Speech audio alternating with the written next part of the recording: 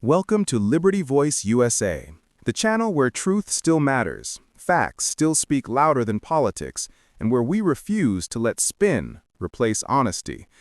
In an age where outrage is manufactured and integrity is optional, our mission is simple: cut through the noise and expose the moments that define the state of American democracy.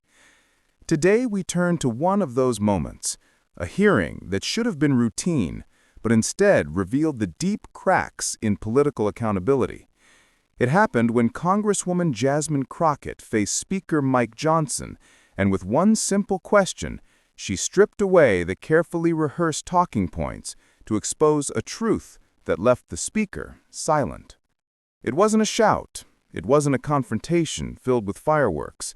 It was precision, a moment that demonstrated how powerful genuine inquiry can be when met with political evasion. Crockett's style has become something of a phenomenon in Congress, sharp, informed, and unafraid to challenge hypocrisy when she sees it.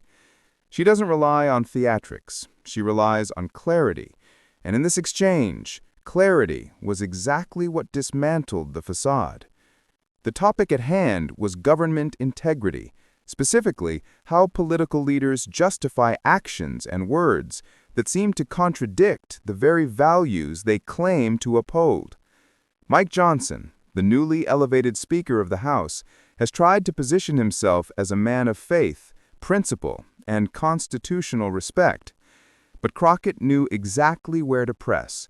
She framed her question around consistency, the kind of moral and constitutional consistency that the public expects but rarely sees. Her tone was calm, her words were deliberate, and the question was simple. Mr. Speaker, how do you reconcile your public defense of law and order with your party's ongoing effort to undermine the results of an election? The silence that followed spoke louder than any filibuster ever could. Johnson tried to recover, leaning on familiar rhetoric about states' rights and election irregularities. But Crockett wasn't asking about speculation. She was asking about principle. And that's where so many in power stumble, when they're asked to explain not what they do, but why they do it.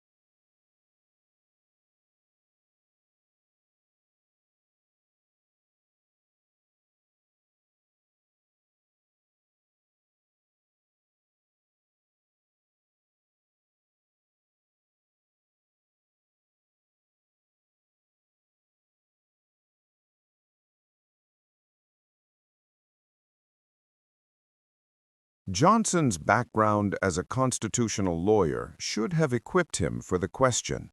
Yet in that moment, his response revealed something deeper, a pattern of selective interpretation.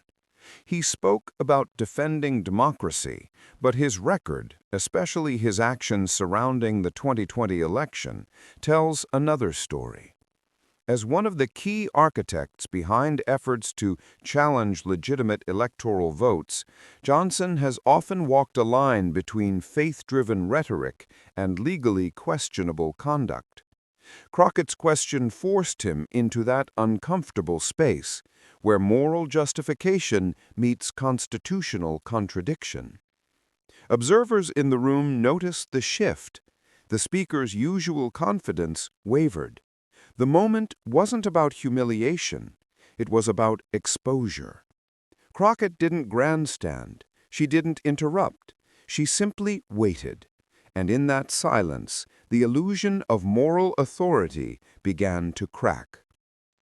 Political analysts later described the exchange as a masterclass in congressional accountability, not because it was loud, but because it was quiet and controlled. Crockett's calm demeanor created a contrast that magnified the speaker's evasiveness. It's a tactic rooted in legal discipline, the art of letting the question do the work. The broader significance of this moment reaches beyond a single hearing. It reflects a growing frustration among Americans, Democrats, Republicans, and independents alike, who are tired of watching leaders evade responsibility under the guise of party loyalty. The exchange reminded many viewers that truth doesn't need to shout, it only needs space to breathe. For months, Mike Johnson has walked a tightrope between two competing realities. On one side, a base still devoted to the narrative of a stolen election. On the other, a constitutional duty to protect the very system that disproves that claim. Crockett's question forced those two realities to collide, and when they did, the result was silence, because there was no credible bridge between them.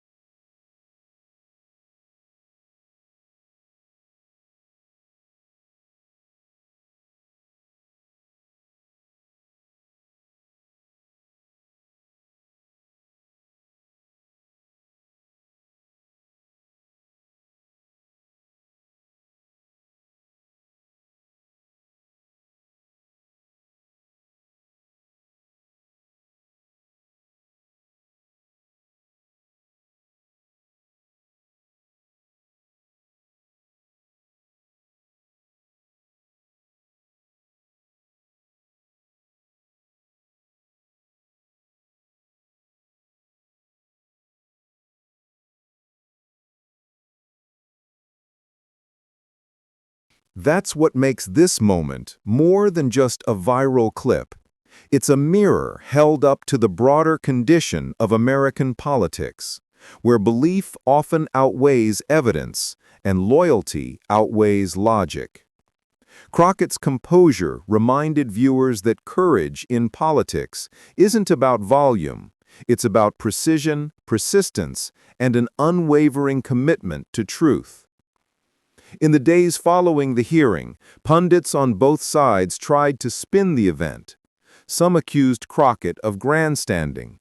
Others praised her for exposing what they saw as institutional hypocrisy. But beneath the commentary lies a simple fact. Accountability should never be seen as partisan. When elected officials are asked direct questions about their actions, the public deserves direct answers. Anything less undermines the foundation of democracy. Crockett's rise in Congress has been marked by moments like this, where she turns what seems like a routine exchange into a moral crossroads.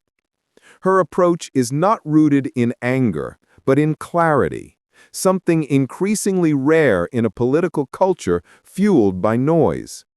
She understands that every word spoken in that chamber carries weight, and that truth, when delivered calmly, can still cut through the thickest political armor.